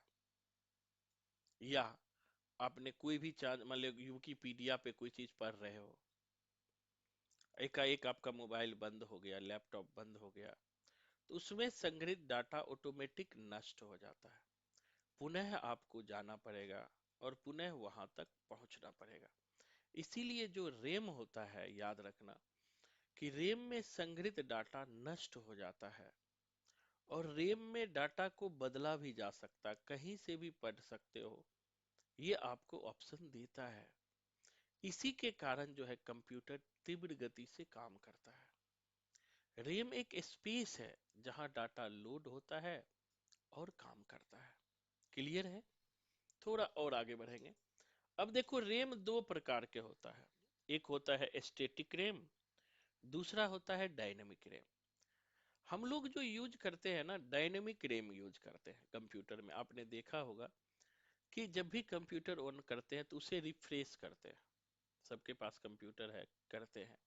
अधिकतर कंप्यूटर में डायनेमिक रैम यूज होता है, तो डायनेमिक रैम को बार बार रिफ्रेश करना पड़ता है, जबकि स्टैटिक रैम को, ये जो स्टैटिक रैम है, इसे रिफ्रेश नहीं करना पड़ता है। इनको ध्यान रखना। अब सेकेंडरी मेमोरी, आपको पता ही है सेकेंडरी मेमोरी, इसे एक्सिलरी मेमोरी कहते हैं। और यह जरूरत पड़ने पर, जब मेमोरी की जरूरत होती है सीपीयू को, तब वो सेकेंडरी मेमोरी से लेता है, नहीं तो नहीं लेता है। जैसे सेकेंडरी मेमोरी में हार्ड डिस्क होता है, जिसे कंप्यूटर में जो है सी ड्राइव के नाम से जाना जाता है। कंप्यूटर का मेमोरी ओपन करोगे तो सी ड्राइव होगा, तो हार्ड डिस्क को पढ़ लेना एक बार, सी ड्राइव के नाम से जाना जाता है। हार्ड डिस्क जो है कंप्यूटर का ही एक पार्ट होता है, हार्ड डिस्क, जिसे कि एक मेमोरी का काम करता है। जैसे आप अलग से भी एक हार्ड डिस्क खरीद के रखते हो, आपने देखा होगा, जब बहुत सारे डाटा भर जाता है कंप्यूटर में, उसे हार्ड डिस्क में कॉपी कर लेते हैं। अलग अलग हार्ड डिस्क आता है, कोई 10 GB, कोई 100 GB, कोई 200 GB, अब तो 1 TB का भी हार्ड डिस्क आ रहा है। तो जैसा पैसा खर्च करोगे वैसा हार्ड डिस्क आपको मार्केट में उपलब्ध है। हार्ड डिस्क दो प्रकार के होते हैं, दो भाग में विभाजित होता है, एक होता है ट्रैक और एक होता है सेक्टर। ट्रैक और सेक्टर हार्ड डिस्क के प्रकार है। इसी तरह सीडी रोम भी है, compact disc read only only. CD ROM को ऑप्टिकल डिस्क भी कहा जाता है। ऑप्टिकल डिस्क के ऊपर डेटा को अस्थायी रूप से अंकित कर दिया जाता है और लेजर की सहायता से सीडी की सतह पर सूक्ष्म गड्ढे किए जाते हैं। अब CD ROM, compact disc read only memory, यद्यपि है ये सेकेंडरी मेमोरी सीडी रोम, लेकिन जो है ये प्राइमरी मेमोरी की तरह काम करता है। सीडी रोम में आप रोम लगा है तो इसमें चेंज नहीं कर सकते हो, एक ही बार जो है सीडी रोम में डाटा हम भर देते हैं। अब थोड़ा मैं आपको सीडी रोम दिखा देता हूँ, क्योंकि एक दिमाग में सीडी अलग होता है और सीडी रोम अलग होता है, ये ध्यान रखिएगा। सीडी अलग होता है, याद रखिएगा, और सीडी रोम अलग होता है। तो उसी के लिए मैं थोड़ा सा आपको सीडी रोम दिखा देता हूँ कैसा होता है। जानते हो, कंप्यूटर का जरूर मदद लिया करो जब भी कोई चीज पढ़ते हो ना। अगर कोई शब्द नहीं दिमाग में चल रहा है तो जो है सीडी रोम, उसको हमें देखना है, इसका बहुत फायदा होता है। क्योंकि वो हम लोग भी पढ़ते थे तो वो इमेज जो है दिमाग में बैठ जाता है। देखो सीडी रोम कैसा होता है, इसके तरह होता है, ये देख रहे हो।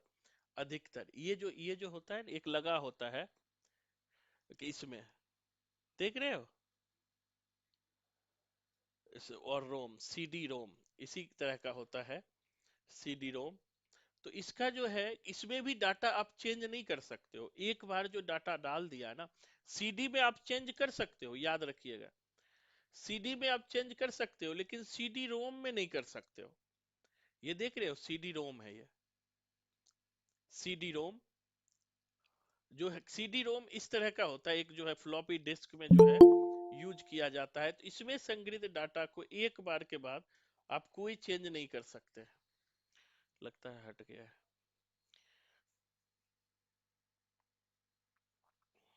रुकिएगा 1 सेकेंड, स्क्रीन शेयर हट गया।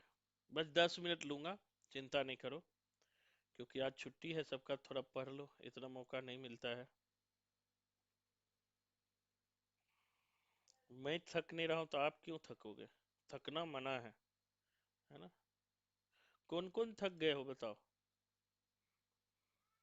कोई थक गए हो तो बताओ। नहीं सर। नहीं थक गए हो तो उनके लिए एक मोटिवेशनल बातें बताऊंगा, है ना। आज एक बात बताओ, जो जो थक गए हो उसके लिए बताओ, खूब गहरी नींद में हो और भूकंप आ जाए तो भागोगे कि नहीं भागोगे बताओ। बहुत थके सर हुए हो, कोई बताओ, और भागेगी। भूकंप, सर भागेंगे सर। नहीं भागना, क्योंकि आप थक गए हो, क्यों भागेंगे। नहीं सर, थके नहीं है। हाँ, ये जो हमारे जीवन का भी ना, पता आपको पता नहीं है, ये लाइफ जो है ना भूकंप की तरह है। जो इंसान थक जाएगा ना वो रेस से बाहर हो जाएगा। सर थके नहीं, डाटा खर्च होने में। डाटा खर्च होने का चिंता करोगे तो फिर तो पढ़ लिया, बहुत हो गया पढ़ाई, है ना। सर पता नहीं क्यों 90% आ गया था। तब डाटा खर्च के चक्कर में रहोगे तो फिर तो पढ़ ही नहीं पाओगे। ये तो बड़ा दिक्कत है भैया। अब देखो क्या है कि जो सीडी रोम है ना, याद रखिएगा, सीडी अलग है, कंपैक्ट डिस्क अलग है, रोम लगा रहे तो समझिए परमानेंट मेमोरी की तरह है। इसमें जो है यद्यपि है सेकेंडरी मेमोरी, लेकिन यूज होता है रोम की तरह। इसमें एक बार अंकित कर देने पर लेजर की सहायता से कोई चेंज नहीं कर सकते। एक टर्म आता है वार्म, ध्यान रखना, वार्म। वार्म का मतलब होता है, मिलाने के लिए पूछ लेता है, वार्म का मतलब होता है, याद रखिएगा, इसे वार्म भी कहा जाता है, सीधी रैम को वार्म भी कहा जाता है। वार का मतलब write once read many. CD ROM को वार्म क्यों कहा जाता है? वार्म मतलब राइट वंस, एक बार जो है लिखा जाता है और मेनी टाइम पढ़ा जाता है, इसीलिए सीडी रोम को राइट वंस रीड मेनी कहा जाता है। एक बार हम पढ़ेंगे, हजार बार लिखेंगे।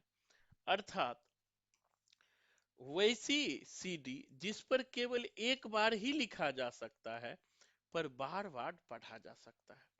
अंकित डाटा में कोई परिवर्तन नहीं किया जा सकता है। ऐसे नहीं कि सामान्य सीडी की तरह डिलीट मार दो। हम जब पढ़ते थे आपकी तरह तो पहले कैसेट रखते थे, पहले कैसेट आया था तो सारे कॉन्स्टिट्यूशन को उसमें रिकॉर्ड करके रखते थे। जब याद हो जाता था ना तो उसे डिलीट मार देते थे, फिर रिकॉर्ड करते थे। फिर धीरे धीरे कैसेट आया तो हमने चांदनी चौक से एक कैसेट वाली सीडी वाली जो है ना एक लाया था, जिसमें सीडी चलता है, उसको लाया था। अब सीडी में मैं क्या करता था, रिकॉर्ड करता था, अपने से रिकॉर्ड करके सारे कॉन्स्टिट्यूशन सारे नोट्स रख लेता था, जैसे अभी मैं रिकॉर्डिंग भेजता हूँ। अभी तो अब तो सिस्टम बहुत आ गया है, तो वो रिकॉर्ड कर लेता था। अब देखो दूसरा होता है सीडी, ये सेकेंडरी मेमोरी है, इसे कंपैक्ट डिस्क कहते हैं, इसे मिटाया भी जा सकता है, परिवर्तन भी किया जा सकता है। इसी तरह मैग्नेटिक टेप है, यह एक कैसेट की तरह होता है। मैग्नेटिक टेप कैसेट का ही छोटा वर्जन होता है, मैग्नेटिक टेप, देख लेना गूगल पे। वास्तव में हम लोग गाना संग्रह या रिकॉर्डिंग के लिए कैसेट का उपयोग करते हैं, उसी तरह मैग्नेटिक टेप होता है, इसका प्रयोग अधिकतर बैंक में किया जाता है।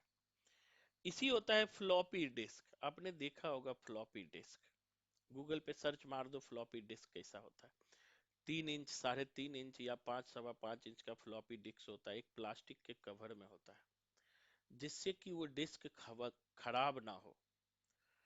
डायरेक्ट एक्सेस मीडियम के रूप में भी इसका यूज होता है। इसी तरह डीवीडी होता है, पता ही है, digital versatile disc, pen drive पता है, फ्लैश मेमोरी पता है, जो डिजिटल कैमरा में यूज होता है। ये सब जो है सेकेंडरी मेमोरी है। तो अब अगले क्लास में हमें मेमोरी याद होनी चाहिए आप सबको। उसके बाद जो पहला डेवलपमेंट ऑफ कंप्यूटर याद होना चाहिए, इनपुट आउटपुट याद होनी चाहिए। तो 3 क्लास में 3 सेक्शन पूरा हुआ है, और नेक्स्ट क्लास में हम मिलेंगे। आज कौन दिन है? फ्राइडे। फ्राइडे, तो हो सकता है कल भी क्लास हो, क्योंकि ऑफलाइन छुट्टी है, मंडे से ऑफलाइन क्लास है, तो कल भी क्लास हो। तो कल मैं पहले सबसे सुनूंगा, उसके बाद आगे बढ़ूंगा, ठीक है? तो सब याद करके आइएगा, नहीं याद कर